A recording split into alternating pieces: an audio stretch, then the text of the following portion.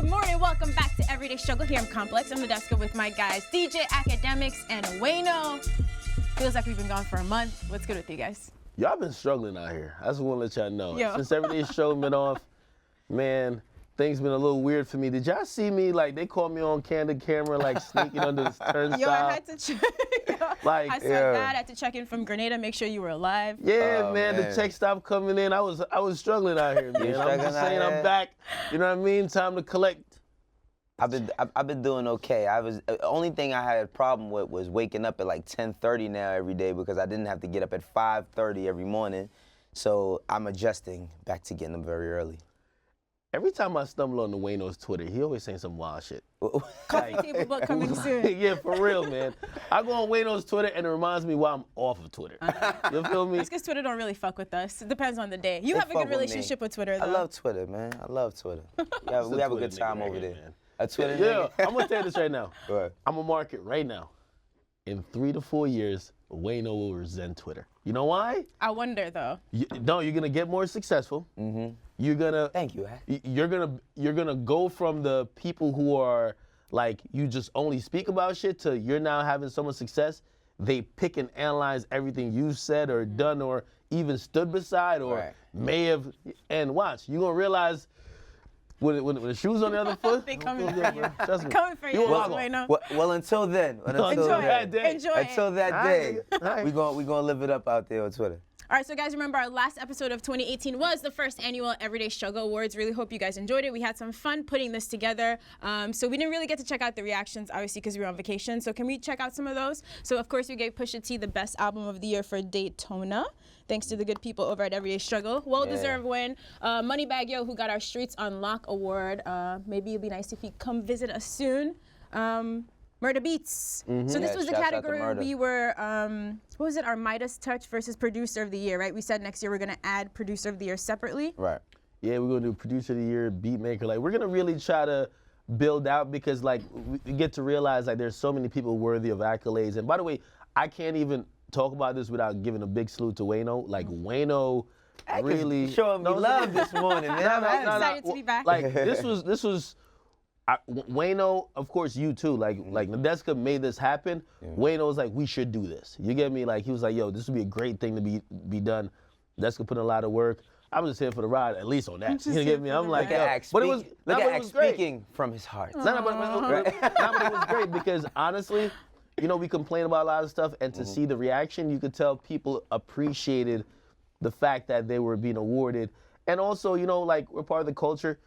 It was definitely necessary, and yeah, I'm glad it got. We did it. I gotta give a shout out to the person that made the funniest joke about me. That said that my pants had a restraining order from my shoes. They staying away from each other. Yo, they got Wayno in his outfit. Yo, that shit was so funny, but it was all fun. I didn't take it no way, y'all. I appreciated each and every joke. You know the craziest thing is, if I wore what Wayno wore. Oh, you wouldn't be able to come back. Yeah, you wouldn't be able to come back. Retirement. Imagine my pants stopped at my knee and all y'all saw was cankles. Yeah, I think I could come back here. Nah, it'd have been over for you. Early retirement. But to be honest, I do want to say what a lot of in the feedback people gave. Number one, production value was dope, but people also said we got a lot of stuff right. We got a lot of stuff right. I mean, we could debate, and perhaps it's the debate aspect where.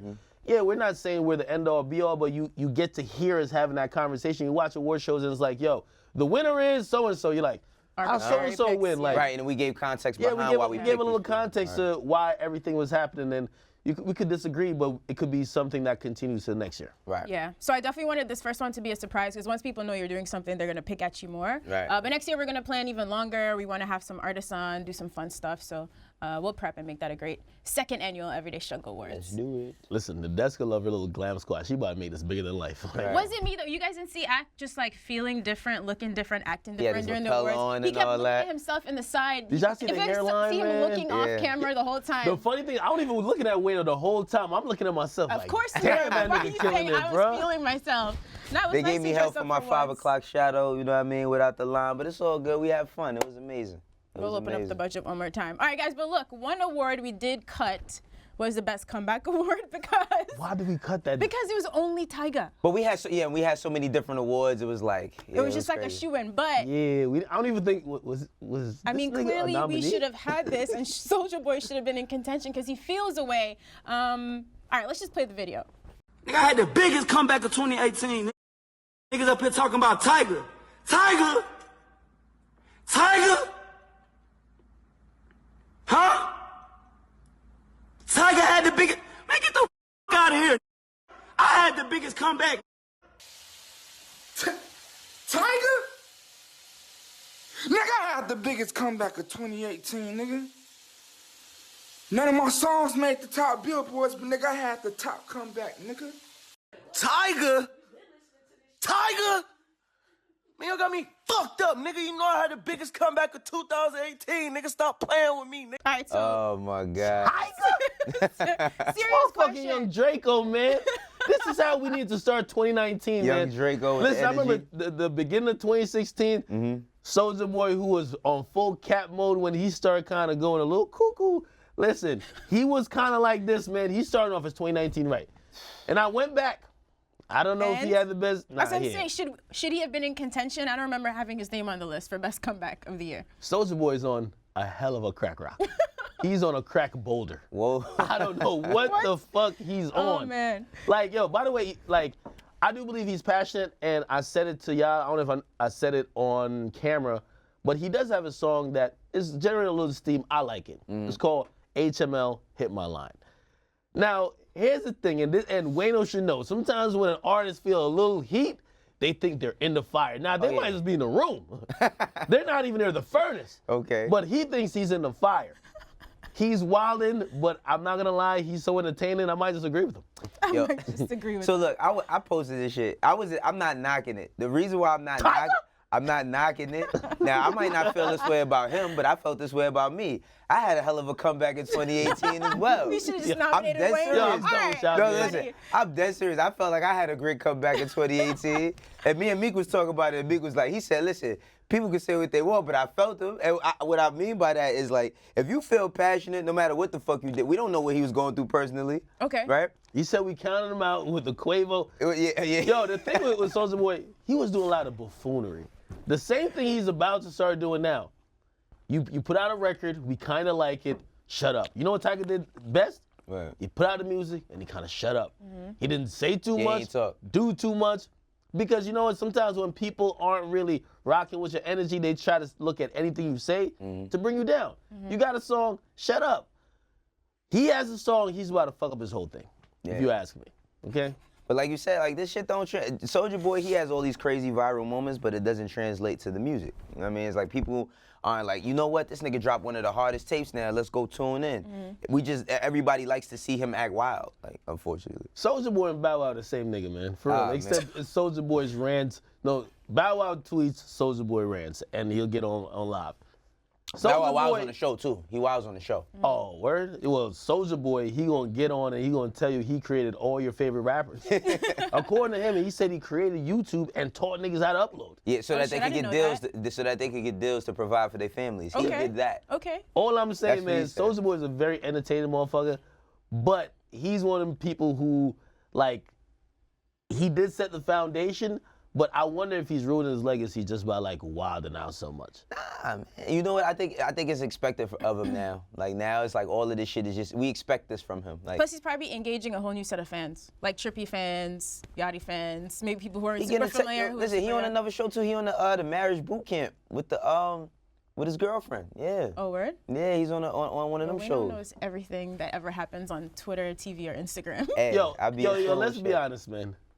Soulja Boy, you didn't have the best comeback of 2018. I'm sorry, the Soulja watches didn't do it for me. What about the Soulja Pods? The Soulja Pods neither. What like, about the video Yo, game? Soulja Boy, I call Soulja Boy Shang Tsung, man. Whatever that's popping, he's the greatest rip-off artist of all time. Yeah. Wow. He got a bunch of songs right now that sound like Blueface. Blueface is a new guy in. He sound like Blueface. At one point he sound like A$AP Rocky. Another point he sound like Chief Keef. Soulja Boy will adapt to any environment and try to survive. He's making consoles now. There's a Soulja Boy 1. That's the Xbox one. The Soulja Boy 4. But what I do gotta give Soulja Boy credit for is because when he does all of this, he does always find a way to produce a dope record. Cause then before he did all of that shit, he produced Finito, he produced Nigga We Made It. Like Soulja got some Soulja? Yeah, Soulja Boy. Chief Keef. No, he produced it. He did the beat. Wait, Soulja Boy did the beat? Soulja Boy did the beat. I'm dead serious. Look that shit Can up. we confirm? The beginning of the beat said Soulja on the beat. Roger, I need you in my ear. Yo, Raj, look that shit up. Nah. And Soulja Boy produced that record, and he produced Nigga We Made Because It. then maybe it's the wrong category we're considering him for. Yeah. Midas Touch, Soulja Boy, 2019. All right. In all honesty, and like we got past the jokes. I always say artists have a hit ratio. Like how many songs you put out before you get that hit. Right. A lot of times some artists, they just spam songs and you get a lot of trash, then they get that one hit. I always say like people like Chief Keef and Soulja Boy, at least now, they put out a lot of music that are, it's just, oh shit, the facts came in. I told you, he produced Finito, nigga, and Nigga We Made It. He produced the record that Jay-Z rapped on, Drake rapped on, Jay Electronica rapped on. He produced Finito, is one of the fucking Chief Keef's biggest records of his Just career. man, you might be producer of the year then. I mean, he probably got some shit coming. His hit ratio is low, but when he comes with some shit, it's some shit. Yeah. I will say this though. He said he created Nicki Minaj's Twitter when Nicki Minaj didn't know what a Twitter is. If that's facts. He's a man, legend. Hey, hold on. Yo, what? most of these niggas who were popping in 2006, the younger niggas who are now like older, but they see other niggas, like they're not that old and they see other niggas like dominate now, all they need is some credit. Yeah. He just want his credit for like producing But he's Twitter. been getting credit. That's the thing. It's like how much.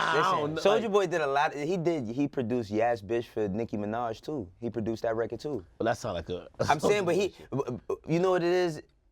He's having the same kind of problem. Bow Where Wow's was this But that's energy the when we were thing. doing the awards show? You ain't mentioned Big Soulja when it came to comeback. You were talking that Tyga shit, nigga. You were talking that Tyga shit. Yo. Tyga? Tyga? Yo, but Soulja always come with some shit from left field. He always come out of nowhere. I think he's having the same problem. So you agree with? No. What I'm saying is this. Okay, we met Soulja Boy. It was like 05. We cranked that, right? But the thing is, I feel you. We talk about this, but how are you supposed to constantly give someone credit? That's the thing. It's like not you need constantly. No, I think that's what some artists want though, like a Kanye. No one's paying attention to me. I want my credit, but it's like you're already credited as a legend. The problem with the same shit with Bow. All right, Bow Wow's problem was like I said before, if Bow Wow was 6'3" or 6'4, people would treat him like We're back to the height now shit. look, if Soulja Boy, people still think Soulja Boy is 12 years old. This nigga's 28 years old. But he acts crazy. Stop That's it. why. His name is Young Draco, and he's actually from Bombay. Big I don't Draco. know what you're talking about. Big like, Draco, whatever. I look at Soulja Boy as a grown-ass goon. No, but listen, people keep thinking, oh, that's But little why? Soulja Boy that Because dance. we're remembering him at that moment in time because of the way Yeah. he acts. If he By the acted way, different, Wayno. I just want to point out.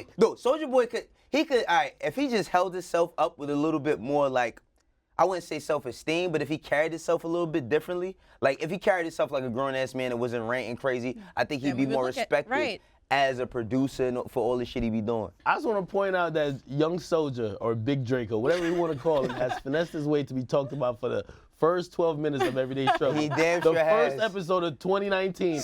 He's on fire. He's on fire, Tyga? on fire right now. We're not nigga. talking about Tyga right now. Tyga? Nah.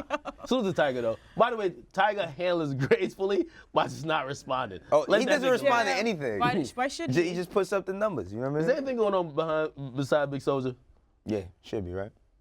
Yo, whatever. He'll get nominated for something at the second annual Everyday Struggle Awards, just off the strength. I don't know, Ak. Right. All right, so of course a lot of music dropped while we were gone. A few albums we were really looking forward to. We can't get to all of them today, so we'll do A Boogie later this week.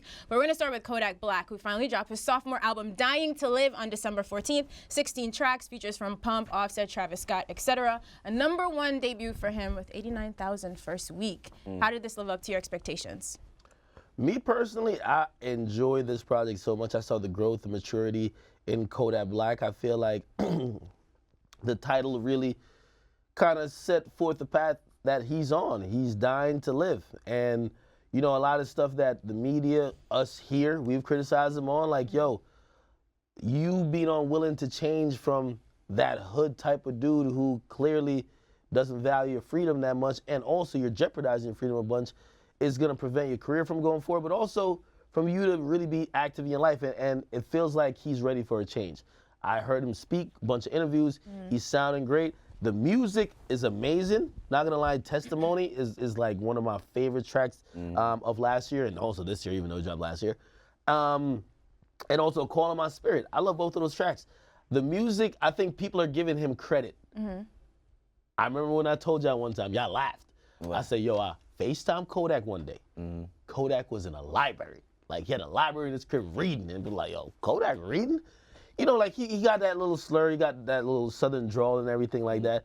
But I think if you listen to this project, you hear him speak, not gonna say he ain't come from certain backgrounds, but there was a thought that people thought he was a little slow or stupid. Yeah. I don't think that's the case. And if there's a album that could showcase growth, this is it. I really enjoyed this project. Yeah, you know what? I liked it as well. The thing I didn't like about the album is the features.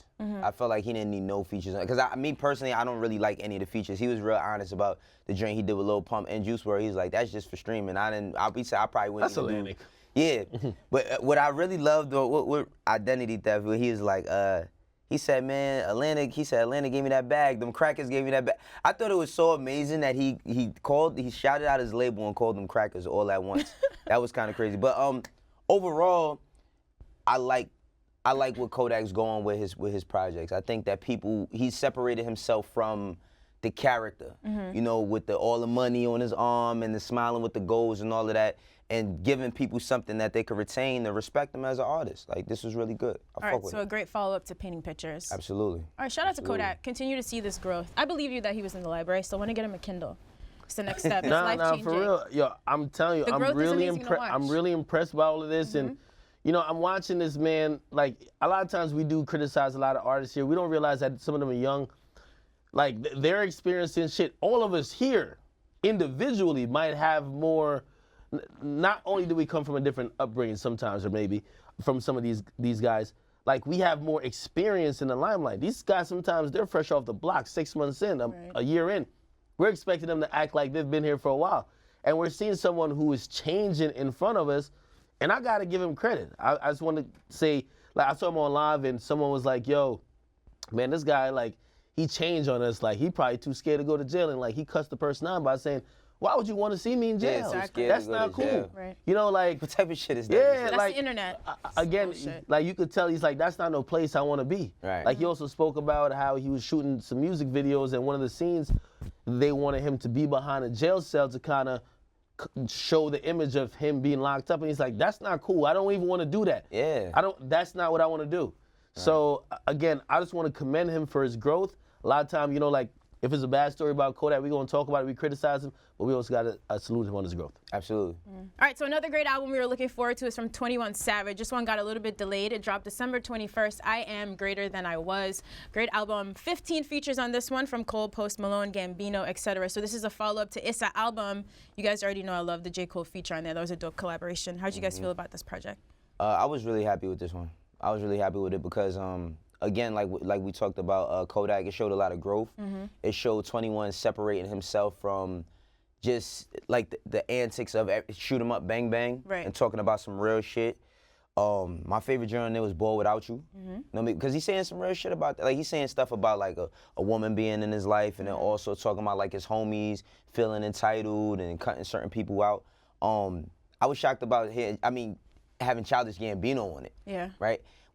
I was shocked when he played with me. I was like, oh shit. Yeah, what's crazy was, what was really dope that a lot of artists do, I think Travis Scott did it before, but not listing the features just so that people could dig into the music. And then when I seen that was Childish Gambino, I was like, wow, but he's just good at, like, he's an actor, so I feel like he could take on like any personality, even musically. Yeah. It was really dope. So 21 we talked about how he doesn't really flood the market. He's not really here for the antics, and he said he wanted to get back to sort of his fundamentals on this. So I agree with Wayno. Very personal album. There's so much like pain in it as you're listening to it. Very honest. Ak, what else surprised you? Well, you heard it early, right, before the album dropped? Yeah, I heard it early. Well, when I heard that there was no J. Cole feature then, but there was the song Good Day with Project Pat and Schoolboy Q. And I do want to say, like, I think 21, the perception of him coming into the industry is like, yo, this is guy, he's super tough, he's just making this type of music. Like, honestly, I listen to this album, not only do I see growth clearly, but I see somebody who also appreciates hip hop. Yeah. I see someone who not only just, like, you know, some people just come in like, yo, I'm gonna just keep doing what I'm doing, and they act like it's almost a hustle. Like, he's trying to work on his skills. Yeah. He shows an appreciation for the art by the features, by the type of sound he goes to, and one thing we've lacked over the last year when we talk about so many albums that drop weekly is that what the fuck is a cohesive project? And, you know, again, he took a year almost to really make this. And even when he played it for me, which was like a few weeks before its release, he was like, I feel like I'm missing one song still. It's like, I feel like I got it, but I'm still missing one song. And he just wanted more ears to listen to it. Honestly, it feels like a complete album. It's not only an album that's just kind of one-track minded in terms of, yo. You play a couple singles and that's it. Yeah, I listen to this shit every day. Yeah. Look, like you guys just like that tough shit. I'm gonna just give you some records like Bank Account or whatever like that. Yeah, there's a couple tracks like that. You know, you got Can't Leave Home Without It, or Can't Leave Without It, and it got the joint Break the Law. Got that type of vibe that you expect from 21. Gunsmoke too. But then when you think about even the joint with Cole, even it's a testament to what mindset he was in creating this project, even how Cole gets on the track. He says, yo, I pull up, kids in the studio, I see this guy's in a different place. Yep.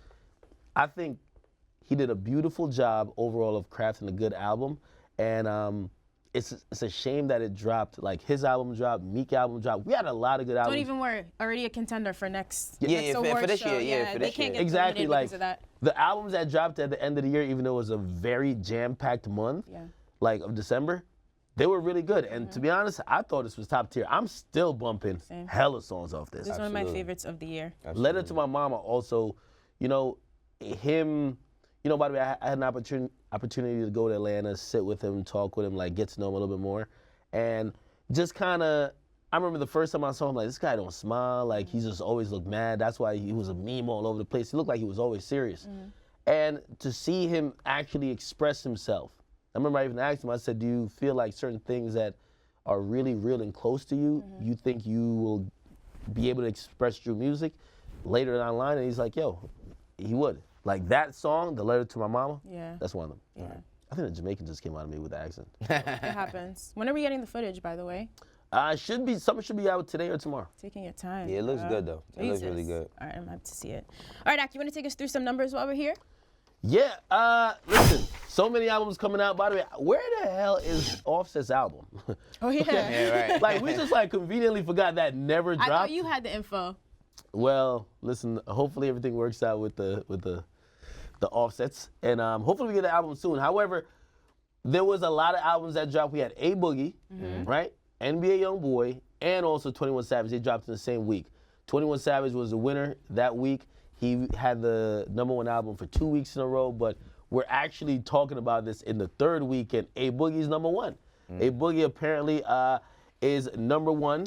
He sold 57,000 units, and we got 21 Savage selling 55,000. We haven't talked about A Boogie's project yet, and also NBA YoungBoy's project, but both projects are really good. Yeah. Also, like, we could probably get into, in terms of numbers and stuff, like the end of year numbers for all the music that came out in hip hop. It kind of shows a couple of trends if we're gonna just look at what last year showed us going into the future. Like, you know, anything that's crossover between hip hop and Spanish music, that does well. Drake's still dominating. Cardi B's doing really well. Post Malone's killing everything. And again, you just have to applaud the people who are doing well, especially in the streaming era. You know, I was really Although if impressed. they're juicing the numbers like Cole was saying on that record. Yeah. Well, I was impressed with Boogie's numbers. I want Cole to come up here and who's juicing the numbers, man?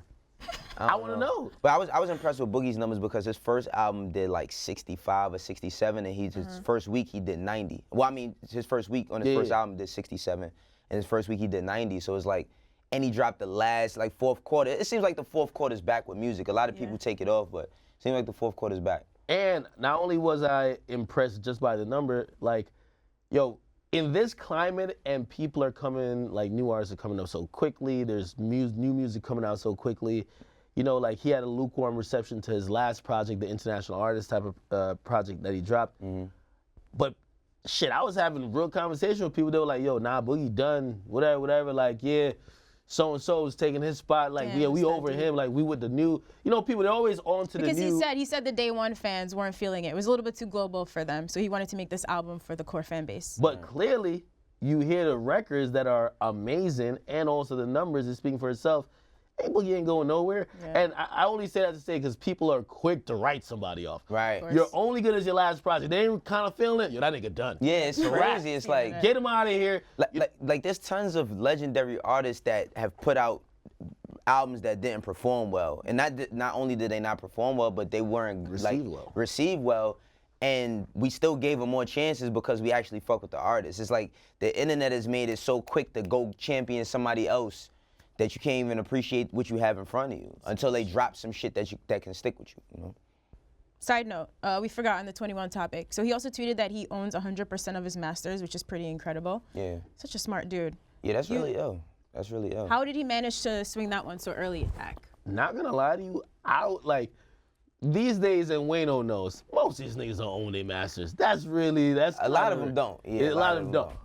And I was willing to call cap on that, but I spoke to 21 and we were speaking about his deal, and hopefully that'll be featured in the documentary that I got coming up on him. But he was speaking about how his deal got done. Mm-hmm. He had leverage just off of his mixtape that he did with Metro.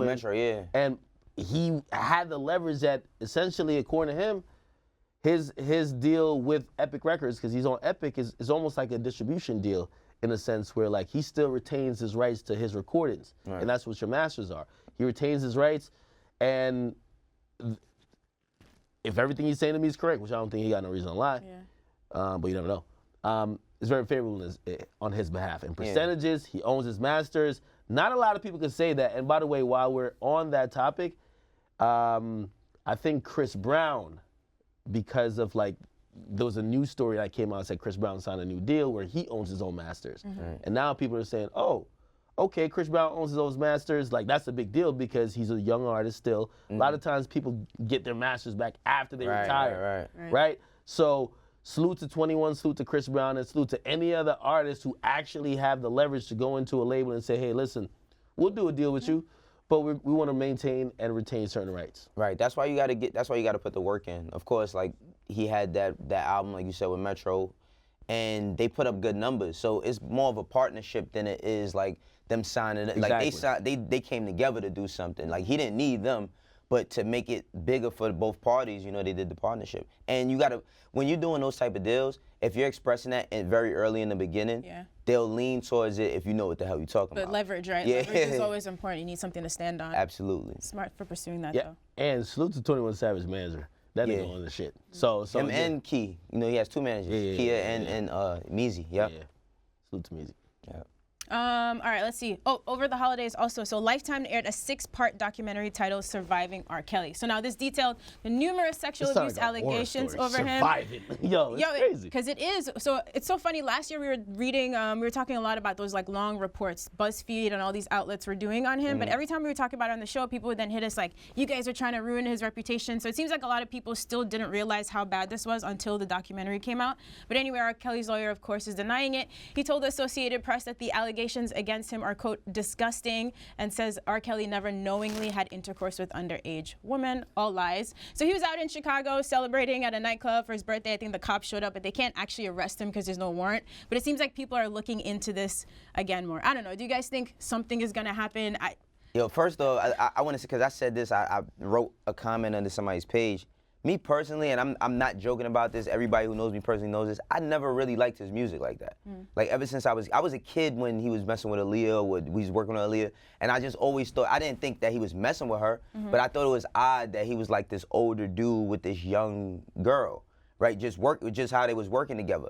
As far as the way they did videos, how they danced around each other, they was I didn't realize that he was on one of her album covers in the back blurred out. He was. That's the first album, Age Ain't Nothing But a Number, and then he's they was wearing the same outfits, and people was like, yo, y'all look like a couple. It was cool.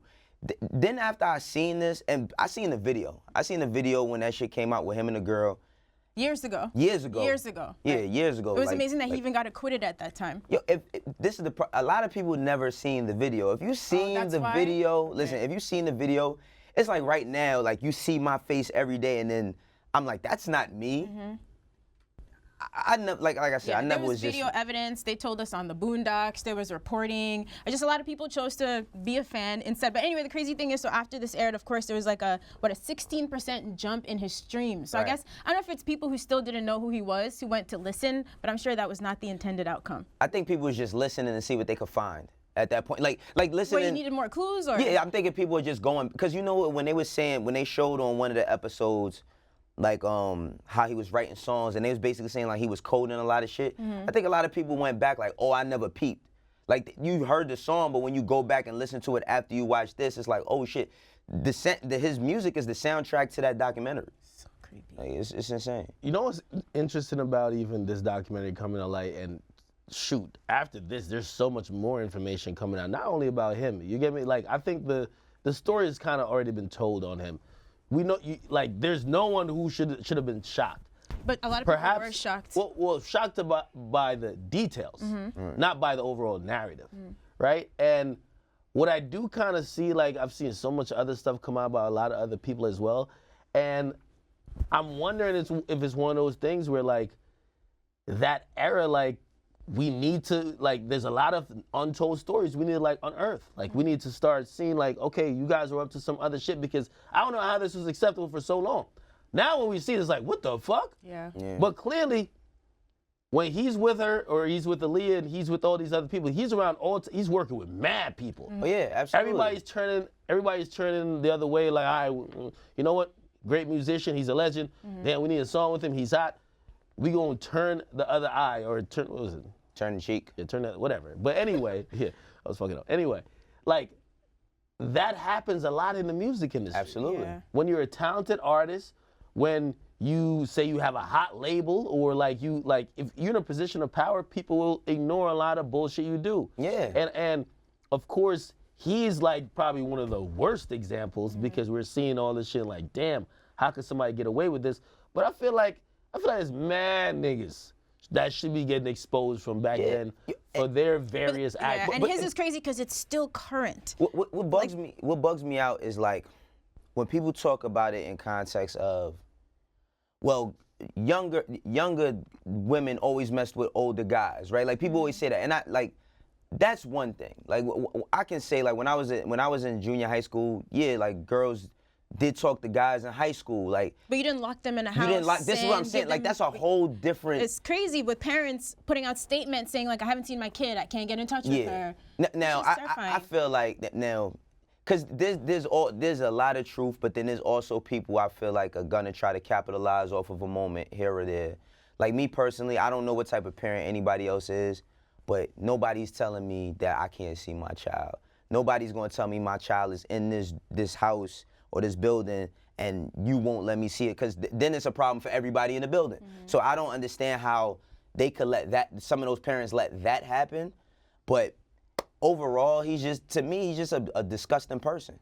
You know what I mean? And the thing is, they never charged him with none of these allegations. If you see the tape, there's no way, I don't give a fuck if they ain't charge him or not. If you seen that tape, you'll be like, no, there's no way possible. How did this happen? Right. But it even goes even further too, because like I think what people don't realize is that, a lot of stuff when it comes to entertainment, with so much money being passed around and so many people with a lot of money, power, influence, all of that, like you get people who could have came in this shit as impressionable young adults or kids.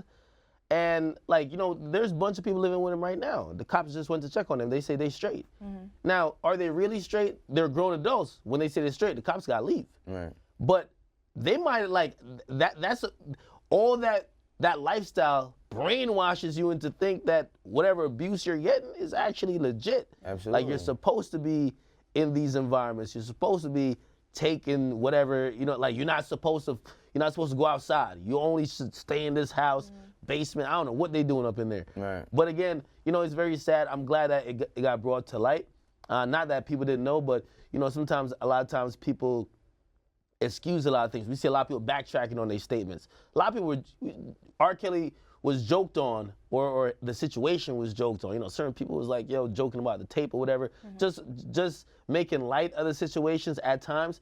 Then they realize when they see the actual victims, this wasn't really no joke. Dog, if that tape came out, you get even chance like giving like kind of like saying, yo, listen, maybe I misspoke because I never heard the stories of the victims. right. I mean, if that tape would have came out during like Instagram, how it is now, he would have never survived. Like, yo, bro, he would have never survived this shit. Yeah. Like, it's a lot of things that happen that people just took a blind eye to. Right. You know?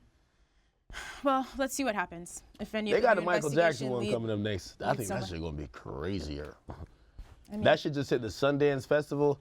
They, like right now it's documentary season. They're about to pass that shit through. If that shit hit Lifetime or something like that, not that Mike, like I mean, it's still Michael Jackson, but You know what the thing is? A lot of people can't believe that their favorite people are horrible human beings because they might provide a good or dope product. It's a lot of people that we believe in, that we love, that when they close their doors, they into all types of shit. And that's why I say you gotta appreciate a person's art and separate who they are personally until something like that happens. When shit like that happens, you can't say, oh no, they shit is still fire. I'ma still fuck with it. and if you really think about it, a lot of times these motherfuckers, they're operating in a way that is empowered by the music because they got all this power and money. I got all this power and money. I ain't think I'm gonna get locked up like the regular nigga who does that. So now I'm wilded. You get me? So you could be abusive. You could do certain things and get away with it. You get me?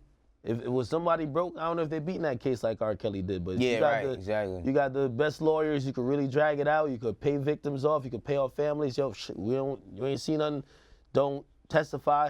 Yeah, you're gonna beat the case. Right. But if you don't have all that money and power, you don't feel that emboldened to even continue to act like that. Right. But clearly has. Can you imagine going out to celebrate your birthday at a club after all of this? This guy. All right, man. talk about bold. Let's get into some quick hits before we go.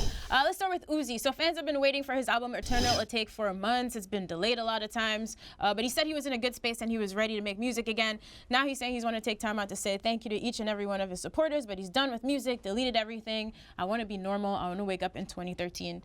I mean, I get it. I understand wanting to be normal, but do we believe him? You seem to know Uzi best. Yeah. Is this just a mood or? Me personally, like I was there. I got to see Uzi before he was famous. Since I've known him since around like 2013. This is only his first album he's acting like this. Like Wayne had to go through a bunch of different things. All these people had to go through like 10-year careers before they start saying, yo, I don't want to. He know what he signed up for. I feel like he really knows what he signed up for, and I don't know why he's doing any of this. I don't think that it's clearance issues, and of course they want him to put music out. His music performs very well, but I don't know why he's blaming everybody. Like I can't see, nobody can tell me that you don't have a good situation and you can't take any accountability for it. Like if you're saying, yo, it's just everybody else's fault. Okay, so you didn't. So we think it's like back end like label business problems that's frustrating him for the most part. I don't know what's frustrating him. People think that he's a devil worshiper. He's a very normal person. I'm not gonna call him a kid. He's a grown ass man. He's a very normal guy, very cool guy. I just don't understand why this shit is not working. His last album you put out, you got nominated for a Grammy. Yeah. You telling everybody that the label's holding up the music, or this person's holding up the music. Where's the accountability for oneself? And with artists, they never have that. They always blame everybody. Then they get a new team, then they blame everybody, everything on that team. So I gotta hear something from him where he's like, all right, this may be going wrong, but I'm not doing this right. It can't just be everybody else's fault. I see. Hey, I'm a huge Uzi fan. You know when he dropped Love Is Rage 2, I shed a tear. I shed multiple tears. I was on stream. I had to cry. It was great music. I loved it. Now here's the thing. Nigga always gotta come left field. No, I did though. Roddy Ricch. I'm definitely shedding more tears when it was good. It was amazing. The first Love Is Rage or Love Is Rage 2? The Love Is Rage 2. When I heard the first song, it was called 2, I cried. I had to. But being honest, unless Uzi really starts to pinpoint shit, I've talked to people around him. I've talked to people at his label. They all say, we do phenomenal business. They're standing by this. We do phenomenal business with Uzi. All right. They said, there's nothing we're doing wrong. Actually, we treat him very well. All right. So it's not business, and they're sticking to that. Okay. Unless Uzi, again, he's been advising new artists, do not sign. I don't know exactly why. I mean, of course, just intuitively, like, if every artist could be independent, yeah, you shouldn't sign. But obviously that's not the case. A lot of people need help. So if it's not business and Uzi ain't really telling us much, right? I'm thinking maybe it's the music. Maybe sometimes they're not making him drop when he wants to drop. And I talked to them about that. They said, listen, yes, they say he's an artist. Artists gonna be frustrated at times. Right. And if you've ever dealt with any artist, you've been a manager. I'm still a manager. Yeah, exactly. Exactly. I don't know how artists be like in their feelings and stuff like that, and how you handle when somebody's going off the handle. Like, you know, I think we criticized, or not criticized, but we spoke about Lil Xan when Lil Xan was kind of going off and say, yo, these people around me, like, they're trying to get me off Instagram, whatever. That's one way how you could do it. Like, nah, nigga, you ain't gonna get online and say whatever. We gonna shut that down. Or you gonna let an artist do what an artist does. If they're gonna get frustrated at times, a part of being a label and being his management, yeah, you might take some slander. You ain't get fired. He could fire you. You ain't get fired. Like, he's still with the same people. He been complaining about it for years. It don't seem like he's getting his lawyer to get out of the contract. I've seen them liking stuff saying, hey, listen, just look at this as promo. It's an artist being an artist. So I have to say, this is Uzi being dramatic. I'm sorry. I think he's being dramatic. I've also heard that he is, you know, like, he's not all the way certain with the music he has now. Who knows if Atlantic is telling him, yo, nah, we need more, we need a single. Who knows? But perhaps, maybe he's on some, no, we don't. Creative differences, you could get those type of tweets. Again, I'm speculating. You know what I think, Ak? I think, remember when Uzi first dropped Love Is Rage, the first one? After that, he was able to, like, he dropped the album with Gucci Mane. He dropped Uzi Against the World. Like, he was just continuously putting things out. Once he drops XO Tour Life and he blows into like a superstar, you can't drop shit the way you used to. Right. Like, we can't just be throwing shit in the wind. We gotta create a plan. And I feel like his team might wanna have a plan and build a plan with him, and he just wants to put the music out because that's what he was used to and accustomed to. He dropped more music and had more moments just dropping mad random music than he did with that one album. So maybe he's still feeling like, nah, I wanna, yeah. you know. I mean, in that picking the first big single is a perpetual battle between the Right. artist and the label, right? Absolutely. Your project's ready, they feel like you don't have the right track. It doesn't make sense now. I mean, look at Cardi B. Cardi B she's not putting out continuous music all the time. She's picking her spots. All right, I'm gonna do this feature. I'm gonna drop this single, this Money joint. Money been rocking for what, like almost 3 months now. We probably gonna get another record and then an album after that, but you see a plan within it. Can't just be, like New Paddock came out and... Like, if I'm looking at, like, I also look at New Paddock as well. Like, New Paddock came out, right? He spoke about that record, New Paddock, basically saying, hey, listen, yo, I'm trying to put music out. He was expressing frustration. I'm trying to put music out. They ain't trying to. Again, it might be the plan thing, because if you look at his last album, XO Tour Life came out with 2 other songs, and it was on the SoundCloud saying it's a leak.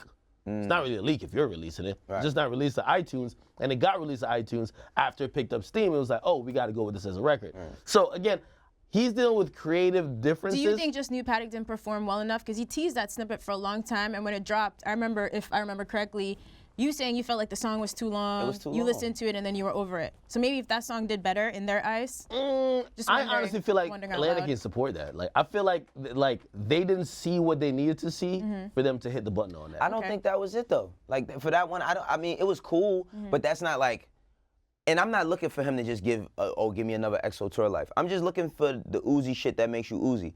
I felt like New Paddock was like, it's a cool beat, cool concept, very long than what you're used to doing. Nobody, like, I've never really heard Uzi songs, too many of them, that are 4 minutes and 30 seconds.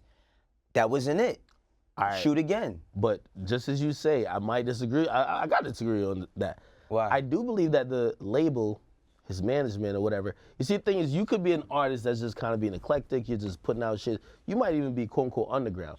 You hit that one song that goes like #1, the parameters done changed. The budget's been opened up. We're not looking at you as a pop star. Right. Like, we could even see with The Weeknd. The Weeknd, he had to make a whole pop album after some of his songs really popped off, and now he's come back around and say, yo, I ain't trying to make that no more. I'm trying to just go back to what I'm used to, because it's a lot of pressure that comes with it. Yeah, they might be hearing the records like, this ain't it. Like, we want the radio hit. We want the shit that's gonna work. And to be honest, I love all of Uzi's music, right? But are they as rhythmic as EXO Tour Life? Are they gonna be as infectious as that? If that's Such what's a going hard on, standard to live up to. It's hard when to you gotta you outdo can't yourself with a recreate song moments. that was that big, yeah. Yeah, I mean, you can have new moments, but you can't like. That's why like old crews don't get back together all the time, you know, because you can't recreate that time where everybody was cool and everybody had a chemistry, and even with creating music, you can't recreate that time. You just got to find a new moment. New Paddock is cool, but it's not a new moment. Like I said, I don't think it's a new moment for Uzi. I think it was just a cool song, and the thing is he signed a it was a Generation cool Now. snippet. It was a long ass song. Right. He signed a Generation Now through Atlantic. A lot of people have say-so. Cannon, Drama, and them, they have a say-so. Alanga and them have a say-so. If everybody's not on the same page and you just blaming everybody, you're not going to get a good result. But I could definitely tell y'all, I spoke to some people of his team, and they said, listen, Ak, you too grown to be feeding into all that. It's like, for real, that's exactly what it is. They said, you know how artists are. Like, they even said, as an example, they said, look, Slim Jimmy just said he left Rae Sremmurd. Look what happened. This morning, they're like back BFFs. Thank you for taking us into our next topic. I mean, what's good? So he got on Twitter, basically made it sound like him and Sway Lee was splitting up. Then the tweets were deleted, and then the main account tweeted, "Brothers gonna be brothers with Strum Life forever." But Jimmy was promoting a solo album in the middle. What's that face for, Ak? Honestly, this is why social media has like redefined like this generation of artists. Because again, we always make the joke, yo, imagine Tupac really had Twitter. Oh my God. Imagine he had Instagram. imagine those people with like Pac would have been wilding on IG Live. yo, might have been amazing, Oh my though. God, He he'd have might been have wilding on some on IG Live. impulsive shit like, yo, you feel hot in a moment, you don't have to wait till weeks to get to an interview to say it. Right. You just get on IG Live and you get it off like, yo, it would have been, whatever we thought it is now would have been 10 times worse. So we're getting people, who knows? It could have been like a little disagreement in the studio. It could have been Mike Will saying something to Jimmy or something to Sway Lee. It could have been like him reading his comments, him a little tipsy and stuff like that, and seeing people like, yo, When you dropping your shit, like yeah. And then you're just like, man, fuck this, man. I'm gonna let people know what it is. Soon as he sobered up, I always, So this anytime is like you on Twitch at night. Nah, but I be sticking to my shit. Hold on. you be wild. Hold on. I You look be at fucking wildin', listen, dog. I look at all of this when people tweet it out, Right. with the exception of Kanye. He don't like. He's the wildest nigga on the planet. Yo, when somebody says something, I'm gonna give it one day. The next day, I'm hoping you're sober and you say, I was tripping. You're so forgiving. Right. If you don't take it back, I'm believing you standing on it. Right. And one day, Sway Lee, no, not Sway Lee, my bad. He might go off for this. Right. Slim Jimmy said, I'm wildin', or not wildin', this is my brother forever. But who knows what that internal problem Right. is? A lot of times we don't know that. We only see the tweet. All right, so last question of the episode. Very important question. Do you guys think it's like the most fucked up thing of all that Drake was following Kim K on Instagram? Nah, that shit is lit. I'm gonna keep it 100. Yo, I Listen, can't with no, this- it's this lit because Kanye yo, stuff. if you're my enemy, or I'm confused by this nigga Wayne. nah, it's lit. The reason why I'm saying it's lit is this: if you my enemy or we don't like each other, I'm gonna do everything in my power to bother you. If you don't like seeing me on Everyday Struggle and it bothers you, I'm gonna be here on time, before time, every fucking day, cause I know. Talk your shit, Wayno. I'm talking to anybody out there who Yo, who feels a like fucking Wayno? way about me. So if I was me being Drake, I'd have been liking her pictures and everything, because I know it's. Listen, Wayno, this nigga's so irate. Like he hold is on. so No, I'm not gonna wild. lie. I would have been in her comments too. Yeah, I'd Her have been DMs, like. perhaps. I think it's because of Kanye. All right, because you know what? I've realized Wayne don't got no soft spot for Kanye. I don't have no soft spot for people that fucking be bitching about nothing. Okay, wait. Go ahead. If Drake had followed Pusha's fiance at the time and started dropping heart emojis, wouldn't you be like, yo, he's crossing the different. line? That's No, different, no, I though. wouldn't have said No, that. That's over. I That's wouldn't have over. said that. This Look, Kanye look. thing is forever until we get a resolution. Listen, I wouldn't have said that. And then you know what? After, because I never peeped until Axe said it about the sicko mode shit. And I really started listening. I said, this nigga, Drake had the best diss record of the year on And no sicko one mode. noticed? And nobody noticed. Drake gave direction. Valley. Drake gave direction from his house to Kanye's house on the record. If y'all look at a map, I ain't gonna tell you how to find these motherfuckers' houses. But if y'all look at a map of where Drake live and Kanye live, he's telling you I'm driving to his house. I circle valleys, spinning blocks till I'm dizzy, like with Izzy. Man who's seen him, I'm trying to clean him. It lost my respect. You not a threat. Like, yo, I just was like, oh, when this nigga's wildin' when I shoot my shot, my shit, I ain't gonna lie. It's like he had made a right. I ain't gonna lie. When he said made a right, I said, ooh. Yo, man. He's at the pool. Kanye, he's in the pool. He's at the pool, bro. He's at the pool. He's at the pool. No. The owl has landed. The owl has landed. He's at the pool, my guy. This nigga is giving the Siri honestly, directions. I don't think, you know what? Because I just feel like, I feel like, all right, look. Drake is not gonna kill this nigga, right? Like, he's not gonna kill you, but you know what? This is far more entertaining. Because he knows that it bothers you. Wait, why do we underestimate Drake like that? No, wait. Kanye seems in fear, man. Wait. I'm not insinuating that he's gonna do nothing harmful to this man. Let's not say that. This is all for entertainment, people. It's for all entertainment, but I'm not mad at his, like Drake really played chess. After he was like, all right, you know what? I'm gonna leave the Pusha shit alone. I'm gonna fuck with this nigga. And the way he's fucking with him, yo, this nigga, remember everybody wanted Kanye to tweet? Yeah. I wish he would stop tweeting. Like, I wish he would stop. Not gonna lie. Again, y'all know I'm a Kanye sympathizer. Oh God, here we go. Even though it's still King Slime Drizzy Drake. But I do look at everybody else.